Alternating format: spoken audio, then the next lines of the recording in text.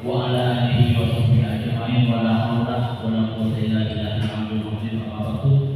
Yang terhormat dan yang kami hormati Bapak Kepala Sekolah SMP Saidiyah, yang terhormat Bapak Thomas Haji SPD MPDI yang telah hadir pada pagi hari ini. Mudah-mudahan beliau sudah diberikan kesehatan yang Allah Subhanahu wa Ta'ala. Juga yang saya hormati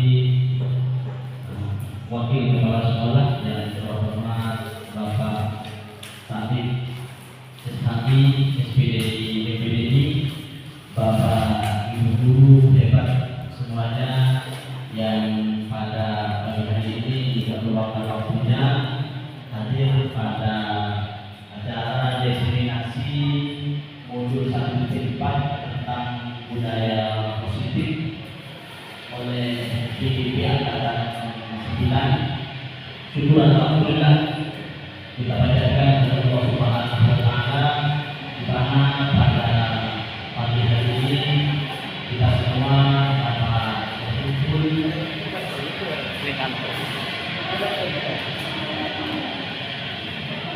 dapat bermuayah dan majelis yang Allah dengan limpahan mubarakah ini. Mudah-mudahan acara pada pagi hari ini diridhoi dan diberkahi oleh Allah Subhanahu wa Ta'ala, sehingga apa yang kita diskusikan, apa yang kita sampaikan dijadikan oleh Allah Subhanahu wa Ta'ala adalah ilmu yang borok dan manfaat untuk diri kita sendiri, dan kemudian nanti bisa mengimbaskan kepada para peserta ini kita semua. Amin ya rabbal alamin.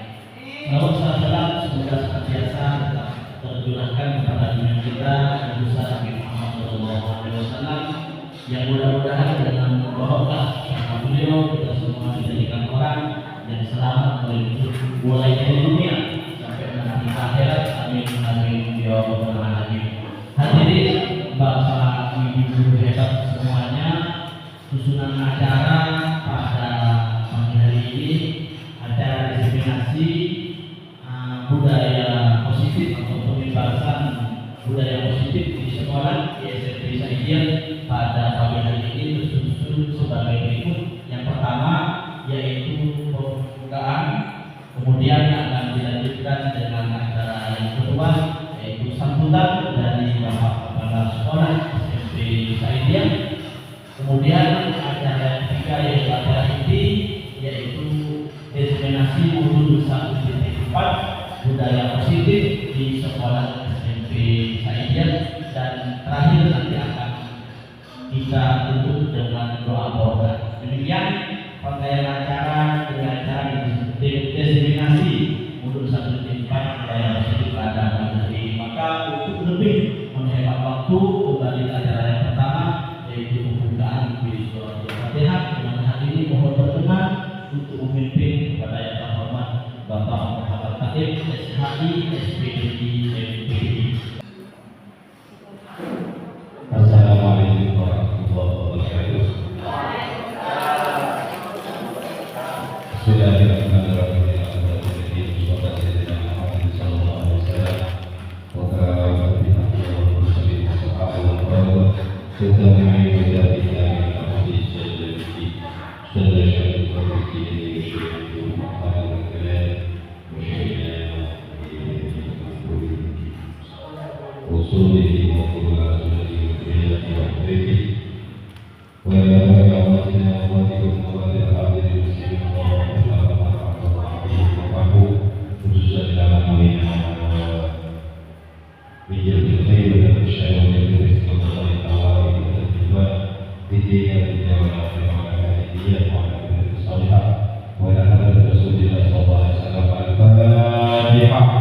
Bapak Ibu semua yang saya hormati, selanjutnya kita simak sambutan kepada SMP Saidiyah yang saya akan disampaikan langsung oleh yang terhormat Bapak Thomas Haji SPD MPD.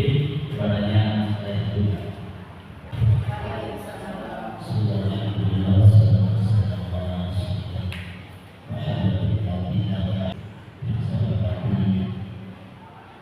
Bismillahirrahmanirrahim. designator sini adalah Ustaz Herman, designatornya dan yang saya hormati Bapak Ibu sekalian. Alhamdulillah, bersyukur kepada Allah Subhanahu wa taala dan bersalawat kepada Rasulullah Muhammad sallallahu alaihi wasallam. Allahumma shalli ala sayyidina Muhammad wa ala ali sayyidina Muhammad. Langsung saja, ini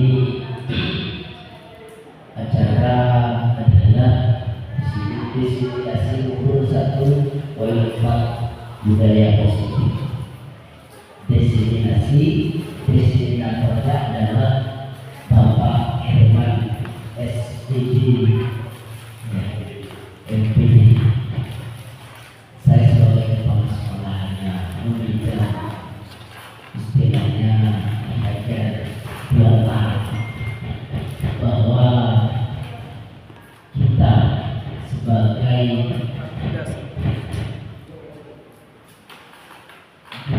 budaya positif yang diangkat adalah, saya menekankan begini, bahwa guru penggerak, khususnya ya guru penggerak ya, dan guru-guru yang lain harus mampu mengantarkan anak didik kita dalam kemampuan individu secara fisik dan juga menyesuaikan terhadap perkembangan serta yang teman-teman. Jadi pada intinya kita harus mampu mengantarkan anak secara personal, secara individu, secara karakter, secara kemampuan, dan juga harus mengarahkan terhadap anak itu lagi secara individu terhadap penyesuaian zaman yang terus berkembang.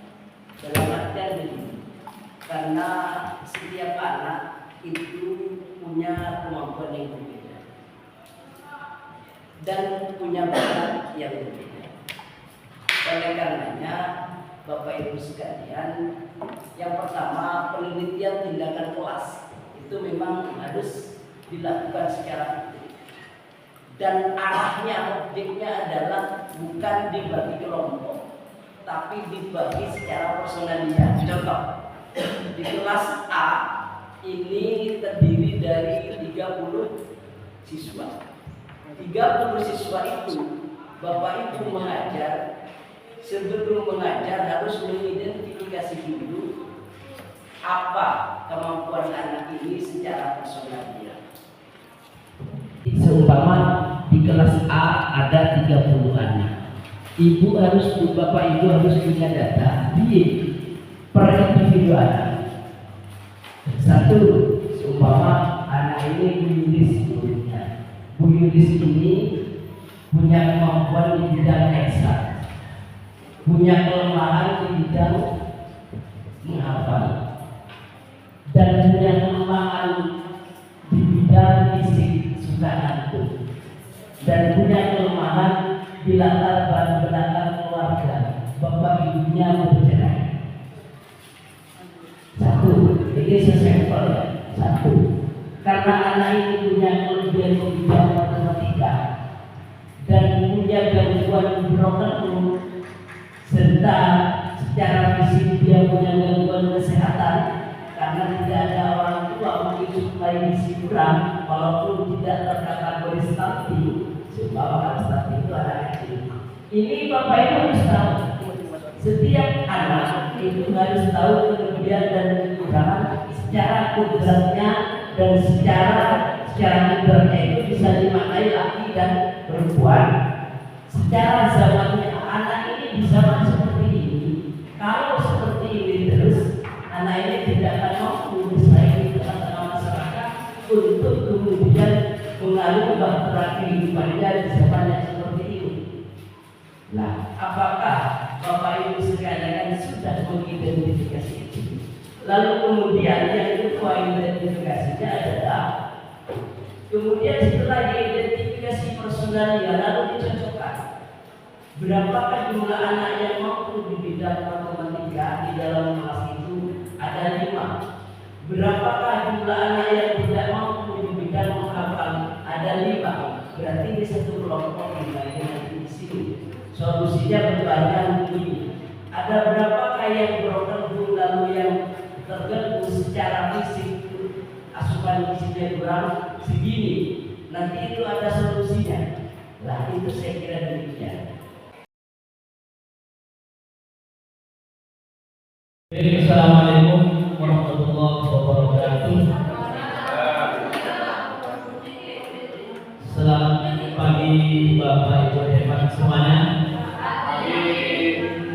Masih semangat semua? Alhamdulillah kita tadi sudah mendengarkan penjelasan arahan sambutan dari para sekolah kita, Bapak Ustadz. Selanjutnya sesi kali ini adalah sesi acara inti yang akan diisi dengan diseminasi modul 1.4 tentang budaya positif atau pembebasan budaya positif di sekolah oleh calon guru gerak angkatan 9, di mana diseminasi ini salah satu tugas dari GGP angkatan 9 Bapak Ibu setelah menyelesaikan dari modul 1.1 sampai dengan modul 1.4, yaitu aksi nyata pembebasan kepada para guru sekalian. Bapak Ibu guru hebat semuanya, di sini saya bukan berposisi untuk menggurui Bapak Ibu sekalian, namun posisi saya bagaimana saya menyampaikan apa yang saya dapat selama mengikuti proses calon guru penggerak kurang lebih selama 3 bulan, yang alhamdulillah sekarang kami sudah ada di modul 2. Di modul 1 kami sudah belajar tentang 1.1 filosofi pendidikan nasional di Hajat Dewantara. Kemudian di modul 2 kami belajar tentang peran dan guru penggerak. Kemudian di modul 1.3 kami belajar tentang visi guru penggerak dan prasastra perubahannya, yang kemarin sudah kami presentasikan dan tidak mengundang semua guru, hanya sekitar 5 guru yang kami undang. Dan alhamdulillah pada kesempatan kali ini saya bisa mengundang Bapak Ibu semua guru SMP saya hebat semua. Dan di modul 4 ini 1.4 ini tentang penerapan budaya positif di sekolah. Bapak Ibu sekalian, mungkin tentang makna atau makna positif ini sudah bukan hal yang asing bagi Bapak Ibu sekalian. Namun walaupun bukan hal yang asing, mungkin Bapak Ibu bisa mendefinisikan apa itu budaya positif. Positif itu apa? Positif untuk menjawab nanti sekali berikan tangan, kemudian bisa menjawab. Ya, silakan Bapak Ibu. Ibu Sari. Ya. Positif itu apa? Positif sih ya baik ya menurut saya. Ya, positif itu baik. Mungkin ada satu lagi dari Ibu. Positif itu apa? Dari Ibu Mawanda tadi positif itu hal yang baik. Jadi kalau baik berarti positif. Dari bapak-bapak mungkin positif itu apa? Bahasa. Ya. Baik Bapak Ibu, positif itu kita kata kuncinya hal yang baik kita ya. Nah, next. Bapak Ibu, sebelum saya menjelaskan panjang lebar tentang budaya positif di sekolah, saya mempunyai pertanyaan-pertanyaan pemantik yang mungkin nanti bisa dan dijawab oleh Bapak Ibu sebelum saya menjelaskan materi teori yang kami pelajari. Ada 4 pertanyaan pemantik yang nanti kita diskusikan terlebih dahulu. Apakah Bapak atau Ibu setuju atau tidak setuju? Jadi jawabannya Bapak Ibu gampang, setuju tidak setuju. Kalau bisa ada setuju kenapa, ada setuju kenapa. Yang pertama, pemberian hukuman dapat mendisiplinkan siswa. Setuju kita mendukung kepada siswa dapat disiplin di sekolah. Setuju atau tidak? Silakan Bapak Ibu.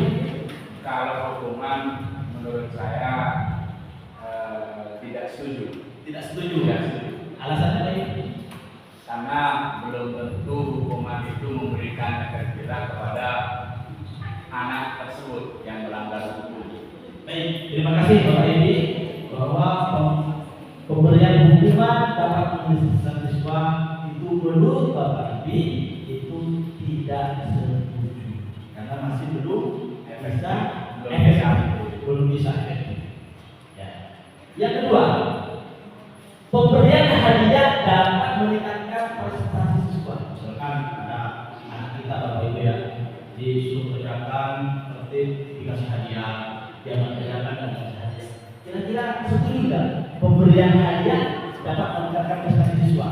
Jadi kalau kita ngajar ya kan, anak yang berprestasi ya kan, kita kasih hadiah, kita kasih penghargaan dan sebagainya. Kira-kira setuju? Setuju ya? Setuju. Ibu Sri ini setuju. Jadi kalau ada anak kita yang berprestasi Bapak Ibu sekalian, kita kasih hadiah. Bisa kita kasih hadiah. Tidak bisa. Ya, baik, terima kasih jawabannya. Yang ketiga, guru harus mampu memberikan solusi terhadap semua siswanya yang bermasalah. Setuju atau tidak? Jadi kalau ada siswa yang bermasalah, guru harus memberikan solusi jalan keluar. Setuju atau tidak? Setuju. Setuju atau tidak Bapak Ibu? Terserah Bapak Ibu sampai aja. Kenapa? Ya. Setuju ya.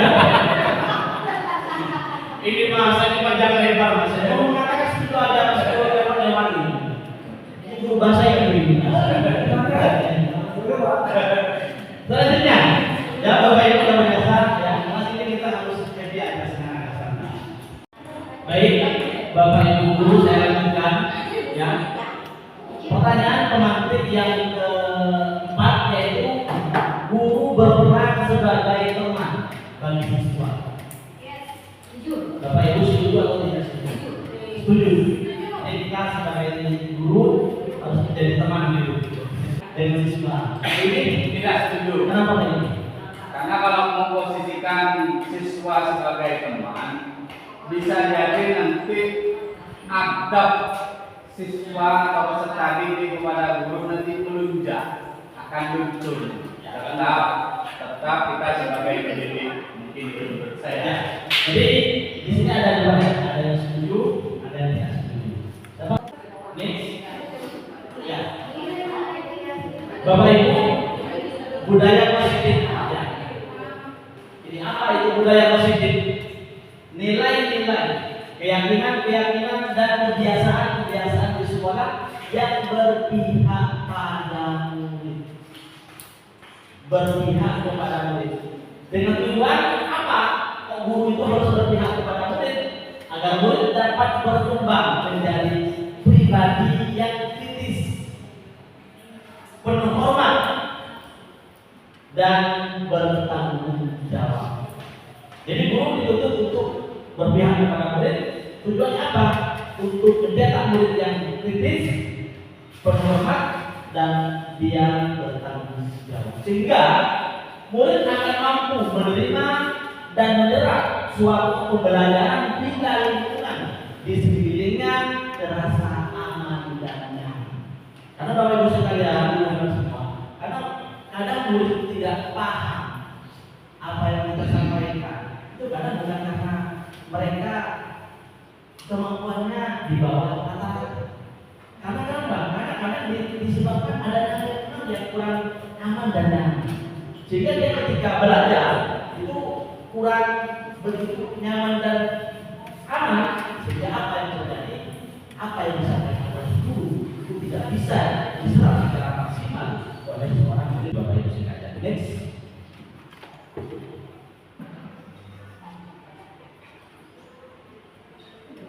Ya, konsep inti budaya positif yang akan kita bahas pada pagi menjelang siang hari ini, yaitu yang pertama tentang disiplin positif dan nilai kebajikannya, Selanjutnya yaitu teori motivasi, kemudian keyakinan kelas, kebutuhan dasar manusia, 5 posisi kontrol, yang terakhir adalah segitiga restitusi.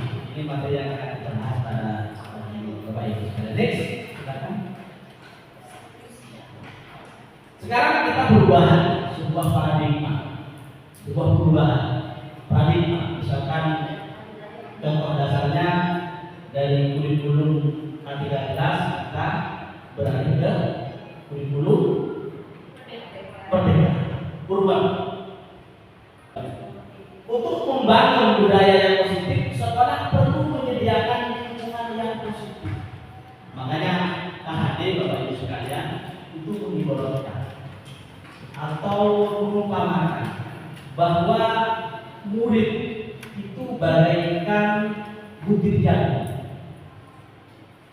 dan sekolah ini diibaratkan oleh KHD itu sebagai lahannya, dan guru diibaratkan oleh KHD sebagai petani atau bapak tani. Ketiga-tiganya ini Bapak Ibu semuanya harus saling mendukung.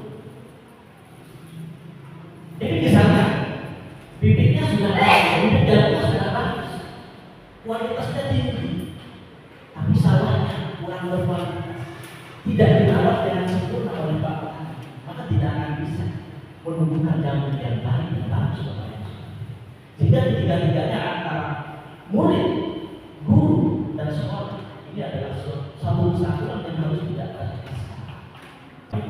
Itulah sebabnya maka perubahan paradigma bahwa untuk membangun budaya positif, sekolah perlu menyediakan lingkungan yang positif, aman dan nyaman. Apa tujuannya? Agar murid berpikir, bertindak dan kita dengan merdeka, mandiri dan bisa bertanggung jawab. Kemudian hasilnya disiplin dikaitkan dengan kontrol. Dalam hal ini kontrol guru dalam menghadapi. Selanjutnya ini akan kami sajikan teori tentang undangan. Next, bisa disebut kegiatan kepala tangan Anda A dan B. Bapak Ibu bisa berpasangan satu dengan yang lain. Misalkan musik dengan buku ini ada yang memosisikan A, ada yang memosisikan B. Begitu juga Munajirah dengan menulis posisi A dengan posisi B. Jadi di posisi A tulislah sebuah hal yang mungkin oleh Bapak Ibu itu sangat penting sekali. Kemudian tulisan itu dalam sebuah buku. Kemudian si B ini mencoba untuk merayunya, untuk membuka genggaman. Apa yang terjadi? Apa kira-kira yang terjadi? Bapak Ibu sekalian kira-kira membuka genggaman tangan ini apa? Bapak Ibu yang ada di dalam tulisan genggaman Bapak itu adalah hal yang sangat rahasia, hal yang sangat penting apa dan sebagainya. Bapak Ibu buka, kemudian ada orang yang meminta untuk membukanya. Kira-kira Bapak Ibu buka atau tidak? Kalau tidak, oh karena penting, boleh saya hal penting kalau tidak dikasih orang. Karena itu berharga. Karena itu berharga. Baik, ini selanjutnya. Sendiri dia memegang kontrol Bapak Ibu. Makanya genggaman tangan tadi itu, kepala tangan tadi, saya menanyakan Bapak Ibu membuka atau tidak membukanya? Itu bergantung kepada Bapak Ibu sendiri. Kenapa? Karena yang memegang kontrol adalah Bapak Ibu sendiri. Atas kepala tangan kita, apakah kita membuka atau menutup kepala tangan kita, itu bergantung kepada diri kita masing-masing, sesuai dengan kebutuhan dasar kita saja. Jadi yang paling tahu terhadap kondisi kita itu masing-masing adalah kita sendiri. Begitu pun juga siswanya. Next atas tadi.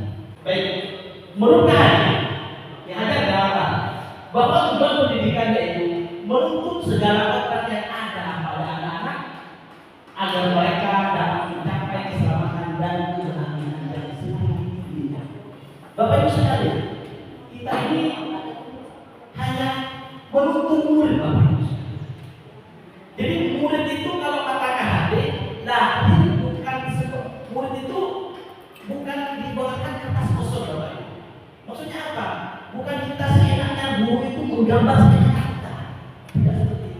murid itu lahir, itu sudah ada apa dari sama-sama dan sudah ada potensi dalam diri anak itu sendiri. Tugas Bapak Ibu sekalian, tugas kita semua menebalkan garis dari sana. Artinya apa? Kita mengajar bukan kita harus semuanya. Kita harus mengetahui apa yang diinginkan anak. Karakter anak itu seperti apa? Anak ini minatnya apa? Kemampuan di bidang apa? Itulah tugas guru untuk menebalkan sebagai manusia maupun sebagai anggota masyarakat. Oleh sebab itu pendidik itu hanya dapat menuntut tumbuh atau hidupnya kekuatan kodrat yang ada pada anak-anak agar dapat memperbaiki nantinya, bukan dasarnya. Ya. Hidup dan tumbuhnya kekuatan kodrat pada sebenarnya tadi yang kita lakukan oleh anak. Petani tidak bisa menuntut karena jagungnya sudah baik, hidupnya sudah baik. Petani menuntut bahwa ini harus nanti tumbuh dengan baik. Apa namanya buahnya bagus, sudah tidak bisa. Apa yang bisa dilakukan oleh petani? Petani hanya bisa merawat, hanya bisa berusaha. Begitu juga kita sebagai guru, kita juga hanya berusaha bagaimana mendapatkan sebuah keselamatan dan kebahagiaan yang sedikit-sedikitnya sesuai program yang dibutuhkan. Bisa di-next? Ya, langsung next lagi. Ya, ini perubahan paradigma teori kontrol. Nanti perubahan teori kontrol, perubahan paradigma teori kontrol, ilusi kontrol, Dr. William Glass. Satu, ilusi itu mengontrol murid. Ilusi itu banyak kita guru mengontrol murid. Dua, ilusi bahwa kritik dan membuat orang merasa bersalah dapat menguatkan karakter. Yang ketiga, ilusi bahwa semua penguatan positif efektif dan bermanfaat. Yang keempat, ilusi bahwa orang dewasa memiliki hak untuk memaksa. Next itu terakhir. Yang pertama, ilusi guru mengontrol murid. Kita tidak dapat memaksa murid untuk berbuat sesuatu. Jika murid tersebut memilih untuk tidak melakukannya, tidak bisa dilakukan. Walaupun tampaknya guru sedang mengontrol perilaku murid, hal demikian terjadi karena murid sedang mengizinkan dirinya dikontrol. Karena posisi itu oleh Bapak Ibu dalam posisi itu, ketika sudah tidak dikontrol, saat itu bentuk kontrol guru menjadi kebutuhan dasar yang dimiliki murid tersebut. Teori kontrol menyatakan bahwa semua perilaku individual, bahkan terhadap perilaku yang tidak diinginkan. Semua perilaku Bapak Ibu mesti kontrol. Next selanjutnya. Ilusi bahwa semua penguatan positif efektif dan bermanfaat Bapak Ibu. Pendapat sang guru untuk berusaha. Penguatan positif atau bukan adalah bentuk kontrol. Segala usaha mempengaruhi murid agar mengulangi suatu perilaku tertentu adalah suatu usaha untuk mengontrol murid tersebut dalam jangka waktu tertentu. Kemungkinan murid tersebut akan menyadarinya dan mencoba untuk menolak tuntutan kita atau bisa jadi murid tersebut menjadi terganggu. Ini selanjutnya, ilusi bahwa kritik dan membuat orang merasa bersalah dapat menguatkan karakter, membuat orang merasa bersalah. Menggunakan kritik dan rasa bersalah untuk mengontrol murid menuju pada identitas gagal. Mereka belajar untuk merasa buruk tentang diri mereka. Mereka mengembangkan dialog diri yang negatif. Kadang-kala sulit bagi guru mengidentifikasi bahwa mereka sedang melakukan perilaku ini, karena seringkali guru cukup menggunakan suara halus untuk menyampaikan pesan-pesan yang negatif. Ini ilusi bahwa kritik dan membuat orang merasa salah dapat menyebabkan alternatif. Selanjutnya, kemudian ilusi bahwa orang dewasa memiliki hak untuk memaksa. Ini biasanya yang sering dilakukan. Banyak orang dewasa yang percaya bahwa mereka memiliki tanggung jawab untuk membuat murid-murid berbuat hal-hal tertentu. Apapun yang dilakukan Selama ada sebuah kemajuan berdasarkan sebuah pengukuran kinerja, pada saat itu pula orang dewasa akan menyadari bahwa perilaku memaksa tidak akan efektif untuk jangka waktu panjang. Kalau kita hanya memaksa kepada murid tidak ditumbuhkan dari sisi intrinsiknya, mungkin apa yang kita paksakan kepada murid itu mungkin hanya berjalan. Tidak. Next selanjutnya. Ini teori stimulus respon lawan teori kontrol. Mungkin yang sering kita lakukan Bapak Ibu Saudara adalah stimulus respon. Itu bertolak dengan lawan teori kontrol. Kita contohnya stimulus respon tentang dunia, teori kontrol tentang dunia. Ini perbedaan. Realitas kebutuhan kita sama. Stimulus respon mengatakan bahwa realitas kebutuhan kita sama. Tapi di teori kontrol berbeda. Realitas kebutuhan kita berbeda. Tidak bisa dijelaskan. Ini teori kontrol. Ini yang masuk paradigma perubahan dari stimulus respon ke teori kontrol. Yang kedua, semua orang melihat hal yang sama. Kita kadang sebagai orang guru, murid harus pilih semuanya. Satu kelas harus pilih. Teori kontrol. Setiap orang gambaran yang berbeda. Secara individu berbeda karakter, berbeda kemampuan. Kemudian kita dari teori stimulus respon kita mencoba mengubah orang agar berpandangan sama dengan kita. Di teori kontrol kita berusaha mengarahkan dan mengarahkan dunia. Dahulu kita merasakan lagi apa yang kita teori stimulus respon perilaku buruk dilihat sebagai suatu kesalahan. Di teori kontrol semua orang memiliki kemampuan. Di teori kontrol hanya Anda yang bisa mengontrol diri. Sebagaimana para rekan-rekan sekalian untuk menggenggam tangannya, menuliskan sesuatu dalam genggamannya dalam caranya. Bagaimana ibu kalau tidak itu berkata siapa? Kalau berkata nanti bergantung kepada kita. Karena makanan kita yang mudah menjadi manusia.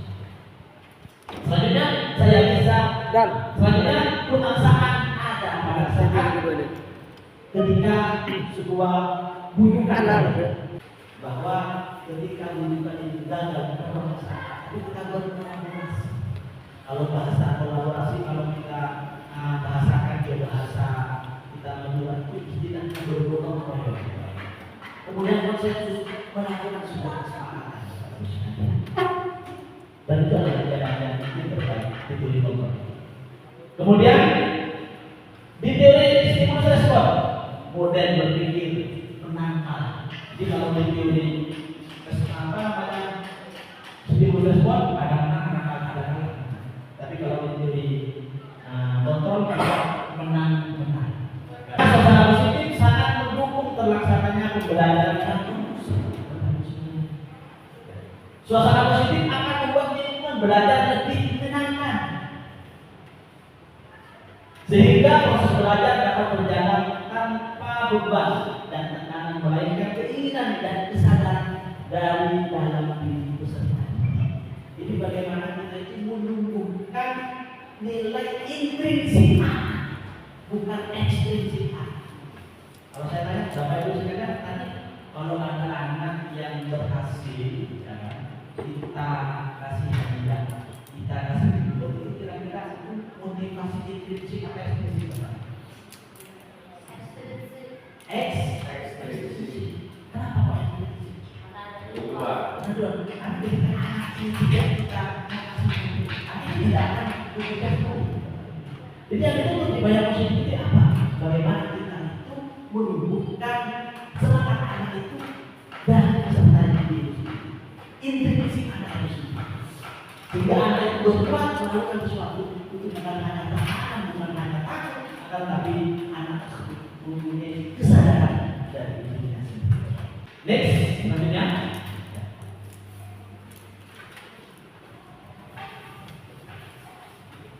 Budaya positif tadi Bapak. Disiplin ini dapat membuat seseorang menggali potensinya menuju kepada sebuah tujuan, sesuatu yang dihargai dan bermakna dengan disiplin. Kemudian disiplin diri juga mempelajari bagaimana cara kita mengontrol diri dan bagaimana menguasai diri untuk memilih tindakan yang mengacu pada nilai-nilai yang kita hargai. Jadi kalau sudah motivasi itu sudah dari nilai diri kita sendiri, bisa dipahami bapaknya. Next selanjutnya disiplin positif. Ini cara penerapan disiplin yang mengajarkan anak bertanggung jawab dan menumbuhkan kesadaran diri dan nilai-nilai kebajikan. Jadi bagaimana anak itu pada sesuatu itu memang tumbuh dari dirinya sendiri. Kemudian lebih ke arah disiplin diri yang dapat mengontrol diri dalam melakukan segala tindakannya. Selanjutnya dapat membuat murid memahami dan menyadari berdasarkan motivasi internal, bukan paksaan atau ujian. Next selanjutnya makna disiplin. Ini dari kita. Dalam budaya kita, disiplin adalah sesuatu yang dilakukan seseorang kepada orang lain untuk mendapatkan kemampuan. Kenapa kamu kok mesti datang kok duduk datang? Kira-kira apa hanya kamu tak potong-potong? Kemudian adalah menghubungkan kata disiplin dengan ketidaknyamanan. Manusia datang ke orang tidak nyaman, orang sekolahnya yang jujur di sini saya datang dulu jadi tidak enak, kan? Bukan apa yang kita hargai atau tidak suatu tujuan kita. Jangan seperti ini hadir di Allah. Bagaimana ini? Filosofinya yang mengatakan guru itu harus menjadi contoh yang baik. Ingat soal sungguh, ingat soal bangsa, bahwa guru yang di depan itu Bapak Ibu harus memberikan contoh yang baik yang di depan. Yang di tengah kita harus memberikan semangat dan di belakang kita memberikan dorongan. Itulah Bapak Ibu. Luar biasa Bapak Ibu.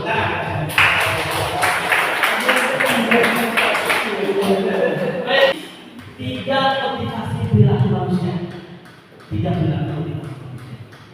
Jadi manusia berperilaku itu disebabkan tiga motivasi. Satu, untuk menghindari ketidaknyamanan atau hukuman. Alasan yang kedua, untuk mendapatkan imbalan atau menghargai orang lain. Misalkan murid, iya, saya jadi kita belajar, terus saya bisa jadi anak yang ini.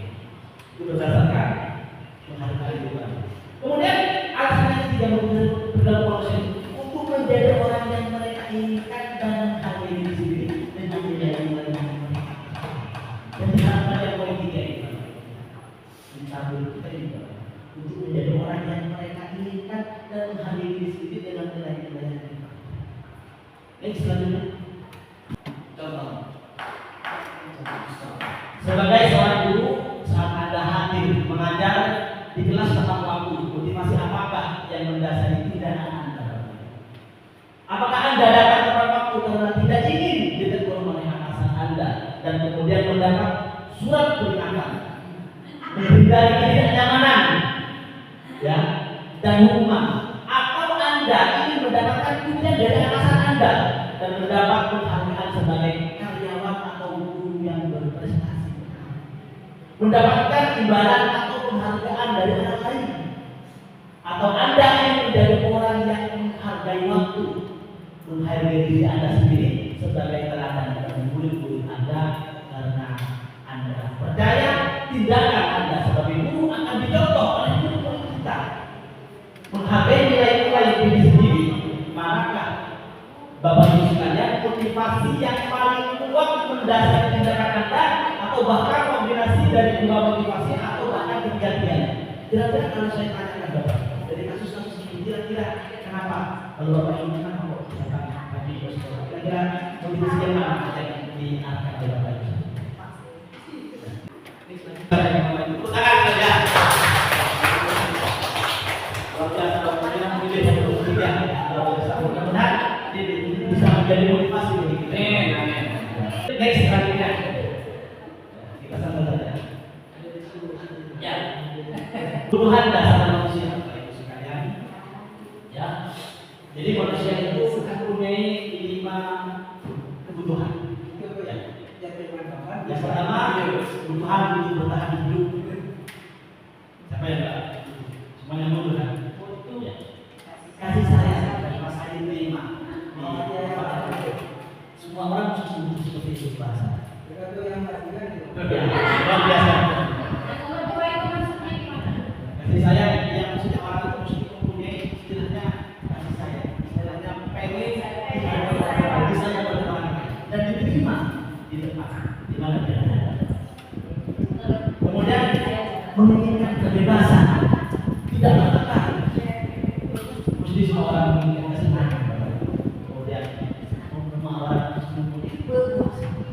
Ini selanjutnya menjawab ini kebutuhan bertahan hidup, apa yang disebut dengan subsistan. Bersifat fisiologis untuk bertahan hidup, misalnya kesehatan, bagaimana kita menjalani kesehatan. Rumah dengan mempunyai rumah yang paling bagus, mewah, khususnya. Oh, rumah yang ini kurang bagus, dibangun seperti itu. Kemudian bisa. Dan akan selanjutnya kasih sayang dan rasa itu ini kita berlalu. Kebutuhan untuk disayangi, untuk disayang dan diterima, yang memiliki hubungan akan hubungan sama manusia dan koneksi sosial. Kita akan sebagai makhluk sosial. Ya. Bagaimana kita tidak bisa hidup tanpa bantuan orang lain, tidak bisa kita hidup sendiri. Ceritanya nanti ada banyak yang luar biasa di dalam surga itu digambarkan mewahnya luar biasa, tapi ada yang tidak tahan sendiri. Apalagi kita berjumpa di dunia yang sederhana ini, itu tidak akan ada. Pasangan hidup ini sudah ada pasangan hidup semua. Ini belum. Oh ada yang belum, mudah-mudahan udah di pasangan hidup.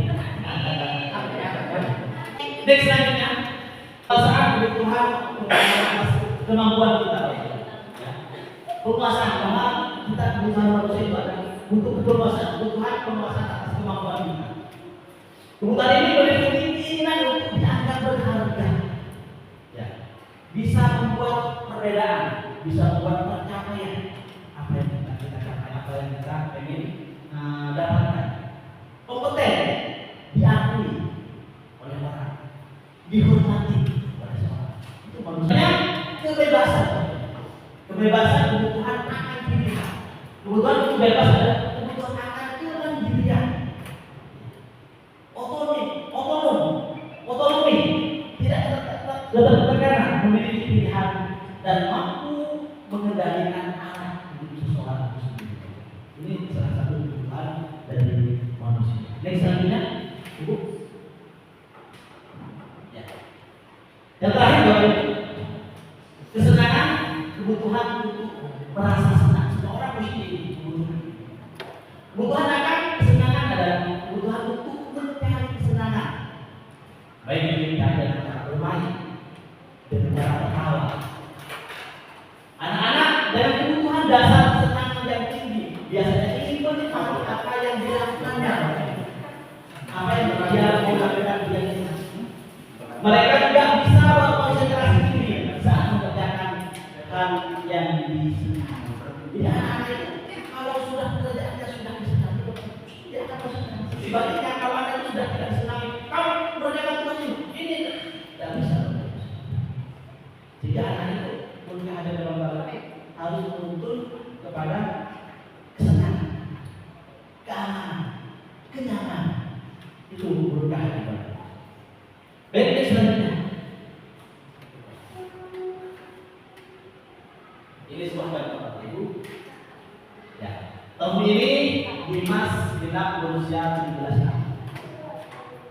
Ia senang sekali ketika ayahnya mulai mengerjakan cara menyetir mobil. Setiap akhir pekan ia berlatih menyetir. Ia terlihat senang sekali berlatih sampai akhirnya ia bisa menyetir mobil dengan baik dan lancar. Ketika ibunya bertanya pada Dimas apa yang membuat dia ingin bisa menyetir mobil, ketika jawaban Dimas adalah seperti ini, Tuhan apakah yang ingin dituntut? Ini bisa dijawab. memimpin publik itu seru, biar bisa jalan-jalan naik mobil sama teman-temanku. Aku merasa bangga dan baik kalau saya bisa menjalani itu. Aku senang bisa pergi ke tempat-tempat yang aku suka. Itu alasannya di sini. Next selanjutnya, rasa apa? Rasa itu baik. Selanjutnya ini Bapak Ibu, restitusi.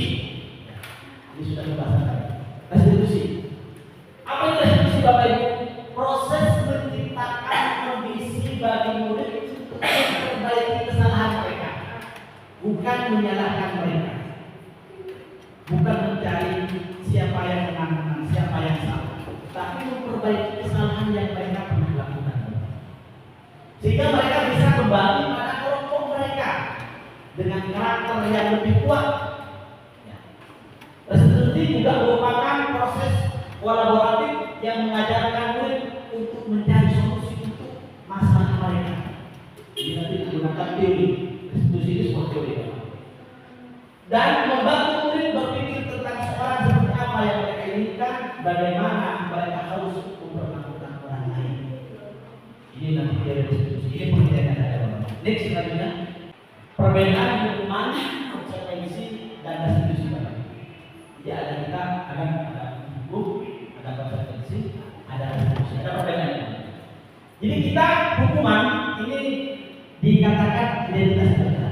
Jadi kalau kita hukum itu dikatakan identitas negara. Identitas sukses, disiplin, bisa dikatakan sebuah konsekuensi, bisa restitusi. Yang diharapkan restitusi itu hukuman, sesuatu yang menyakitkan harus terjadi.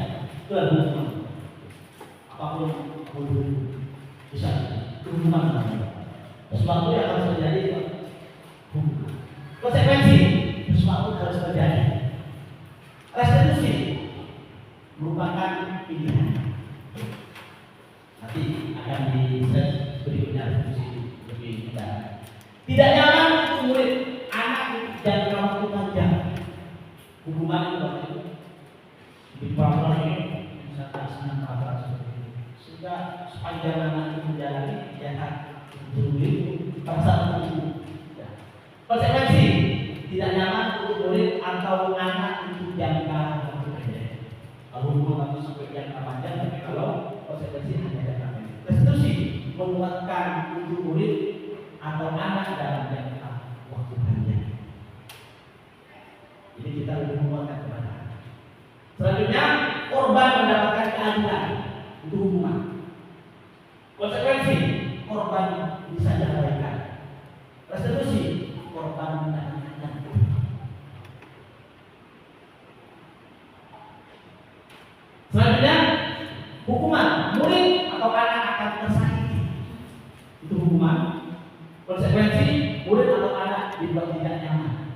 Restitusi, murid atau anak mendapatkan hukuman. Ini yang diharapkan. Itu perbedaan hukuman, konsekuensi, dan restitusi. Next, selanjutnya, perbedaan hukuman, konsekuensi, dan restitusi. Negatif, netral, positif. Ya. Jadi konsekuensi itu di sini yang netral. Negatif, hukuman, positif juga restitusi. Awas kalau dilakukan lagi, yang nanti awas kamu, hukuman. Kamu kalau melakukan lagi, awas itu hukuman. Netral, lakukan apa yang saya katakan. Ingat ya, besok kamu harus bawa tugasnya, lakukan apa? Itu namanya positif. Apakah hal ini yang kita ingin kamu lakukan?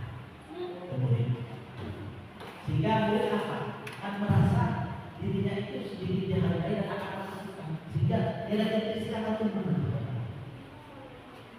Mudah paksaan, negatif. Stimulus respon, netral. Positif, mendorong disiplin positif. Akhirnya dihukum oleh penghargaan. Dihukum oleh penghargaan. Pengaruh jangka pendek dan jangka panjang. Ini kalau kita hanya menggunakan penghargaan.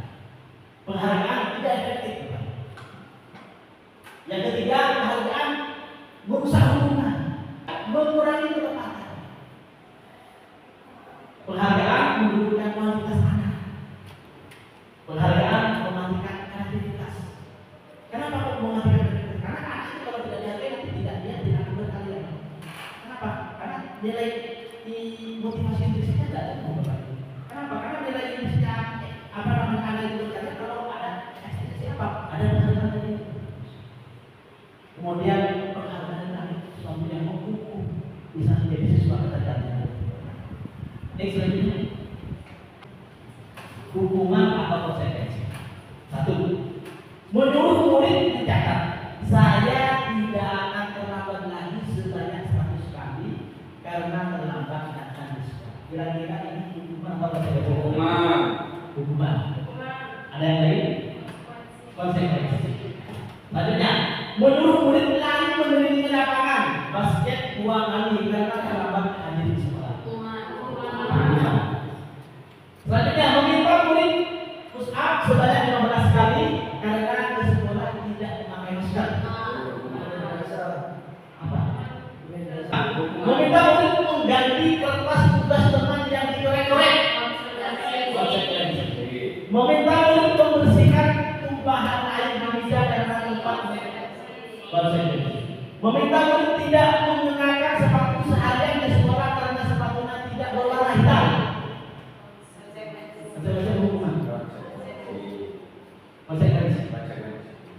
Menyuruh murid lari meneliti lapangan basket sebanyak 2 kali karena terlambat ikut pemanasan pelajaran PBK.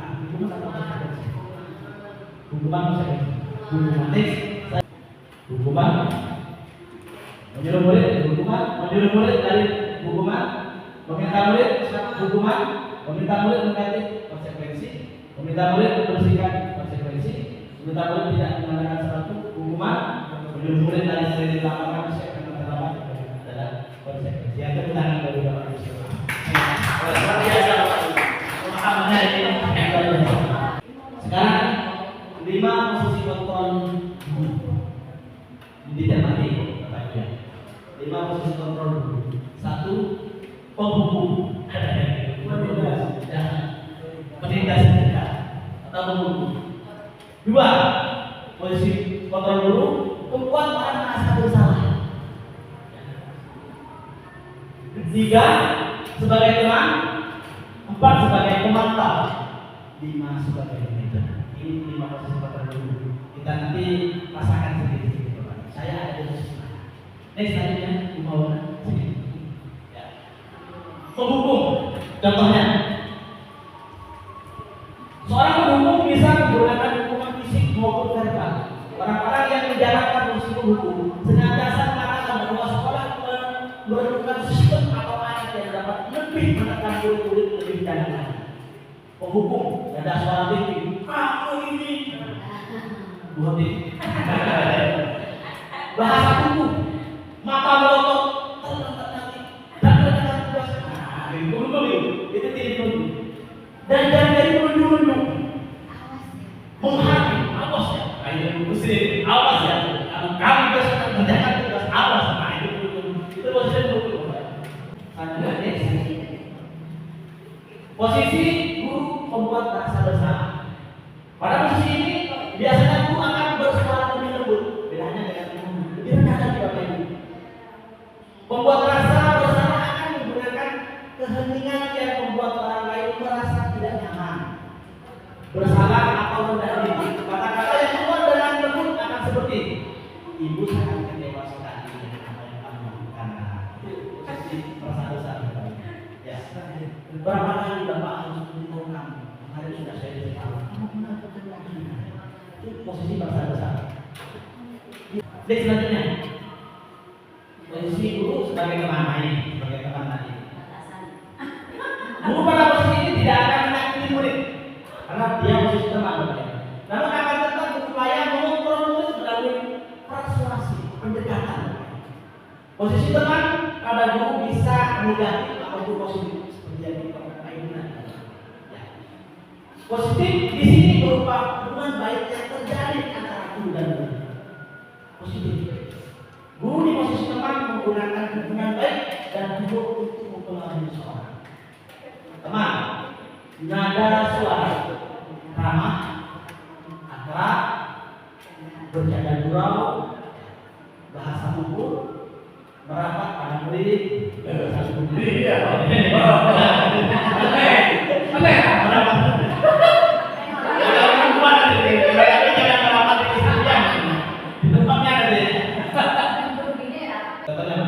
Adik, ayolah, bagaimana sih kamu? Kamu sudah jam 7 bukan? Kenapa kalimat tadi? Sudah awalnya, ya sudah tidak apa-apa. Duduk sana, nanti duduk bantu. Kamu ini namanya posisi duduk kemudian sebagai teman. Lanjut nih. Saya adalah putra Masih di depan. Banyak apa? Berhasil. Ini tiga saya. Next selanjutnya. Pemantau. Si guru memantau berarti mengawasi Bapak. Pada saat kita mengawasi, kita bertanggung jawab atas perilaku orang-orang yang kita awasi. Posisi pemantau berdasarkan pada peraturan-peraturan dan konsekuensi Bapak. Ini contoh guru.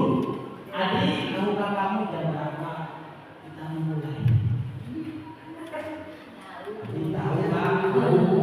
Kamu terlambat 15 menit. Apakah kamu sudah mengerti konsekuensi yang sudah dilakukan? Jadi mengkondisikan dari undang-undang sekarang. Adik, paham Pak, saya harus tinggal kelas pada jam istirahat nanti dan mengerjakan tugas pendidikan saya. Teman-teman yang sudah semua, konsekuensinya. Guru, ya benar. Nanti pada saat jam istirahat kamu harus tinggal di kelas menyelesaikan tugas yang tinggalnya. Ibu ya. Ketika ibu melakukan seperti ini, semalam berarti posisi ibu cukup rasakan. Yang terakhir, next. Manajer. Guru, adik, apakah kamu tahu jam berapa sekolah dimulai? Tahu Pak, pukul 7.00. Guru, jadi kamu terlambat. Kira-kira bagaimana kamu akan memperbaiki masalah ini? Kita menanyakan dulu. Jadi kita tidak memberikan saran, tapi kita menanyakan ke murid bagaimana kira-kira memperbaiki hal demikian. Ya, adik, saya bisa menanyakan teman saya Pak untuk mengejar apa? Ya. Saya bisa menanyakan teman saya Pak untuk mengejar tugasnya. Guru, baik itu bisa dilakukan. Apakah besok akan ada masalah untuk kamu agar bisa hadir tepat waktu di sekolah ini? Jadi tidak Pak, saya bisa hadir tepat waktu. Guru, baik saya hargai usahamu untuk memperbaiki. Jadi selanjutnya next. Ini studi kelas sudah baik. Jadi untuk membuktikan pemahaman Bapak Ibu sekalian itu, apakah posisi hukum, posisi teman, manajer, yang 5 tadi bisa dibaca Bapak Ibu, tidak usah saya bacakan. Lanjutkan studi kasus. Posisi kontrol apa yang telah dipraktikkan oleh kepala sekolah Ibu Sugi? Hal-hal apa saja yang dilakukan sehingga Anda berkesimpulan demikian? Posisi kontrol apa yang dilakukan di kasusnya Ibu tadi Bapak? Hukum, posisi merasa bersalah, manajer, teman, ya, manajer bersenjata pulau, berarti posisi manajer. Baik, selanjutnya keyakinan kelas. Kenapa kok keyakinan kelas? Kenapa kok tidak peraturan kelas? Simak dulu. Next, ya. Mengapa keyakinan kelas? Mengapa tidak peraturan kelas saja Bapak Ibu yang kita harus lakukan? Suatu keyakinan akan lebih memotivasi seorang dari dalam atau memotivasi secara intrinsik. Seseorang akan lebih tergerak dan bersemangat untuk menjalankan keyakinannya daripada hanya sekedar mengikuti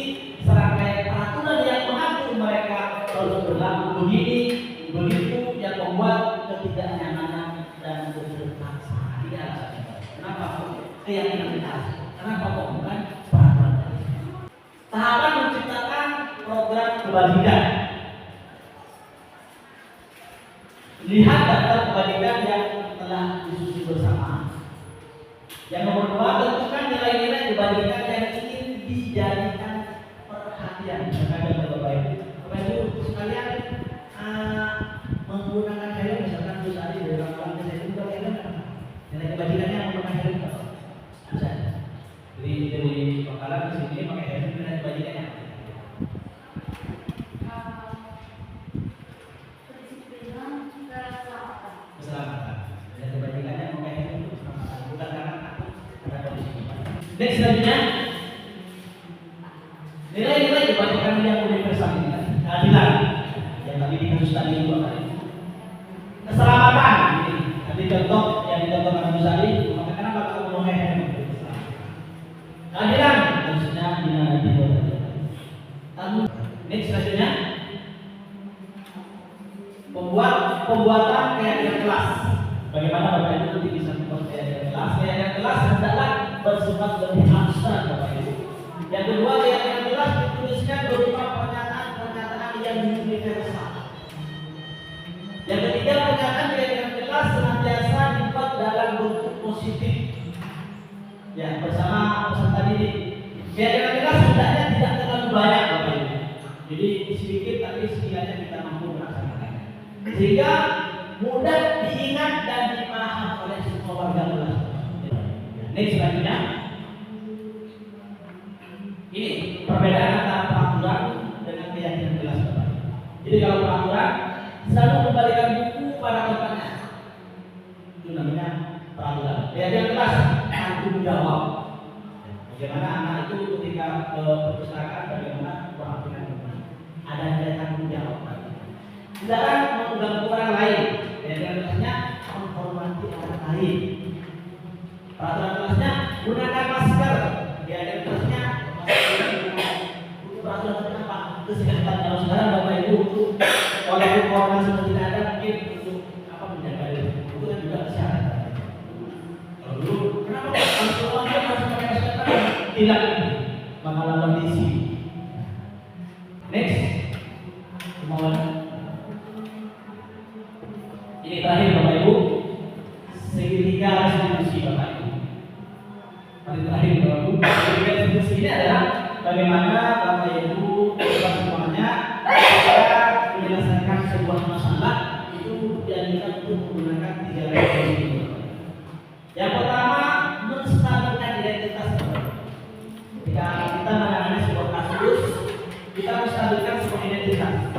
Caranya begini, kita panggil anak ibu, periksa setiap orang pasti pernah melakukan kesalahan. Jadi kalau kita manggil menjelaskan sebuah kesalahan, jangan langsung kita melong-melong menjelaskan. Tapi kita stabilkan identitasnya dulu. Apa? Validasi tindakan yang salah.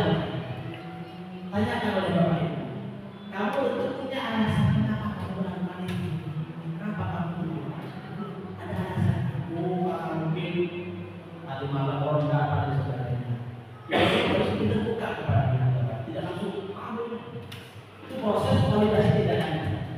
Yang ketiga, menanyakan keyakinan kelas. Dengan cara apa Bapak Ibu? Nilai apa saja yang telah kita sepakati. Kita membuat sebuah kesepakatan. Dan kamu tidak mengulangi masalah yang kamu kira apa yang perlu kita sepakati. Anak akan menjawab sendiri Bapak Ibu. Ini bukan kita yang mengulangi, anak akan ini akan saya seperti ini, saya seperti ini. Dan ketika itu keinginan anak akan lebih mudah untuk begitu. Kamu ingin menjadi orang yang seperti apa? Pastinya saya seperti itu. Jadi bagaimana anak itu menjawab keinginan sendiri itu dan dirasakan sendiri. Itulah bagaimana kita diajarkan menggunakan segitiga restitusi. Kesan masalah sebagaimana saya jelaskan di awal. Next, Bapak. Terakhir yang telah kita diskusikan bersama, sekali lagi Bapak Ibu sekalian, saya menghubungi Bapak Ibu sekalian semua. Namun bagaimana saya memberikan istilahnya dalam itu dikatakan berhubung sampai karena berhubung walaupun sedikit mungkin banyak kekurangan, banyak yang tidak dipahami dari apa yang saya presentasikan tadi. Itulah kekurangan Bapak manusia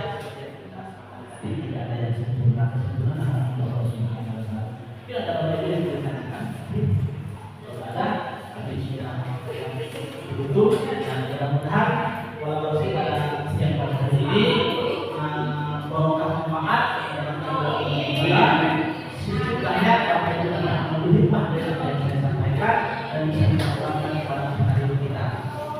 Baik, demikian terima kasih untuk hebat semuanya. Wassalamualaikum warahmatullahi wabarakatuh.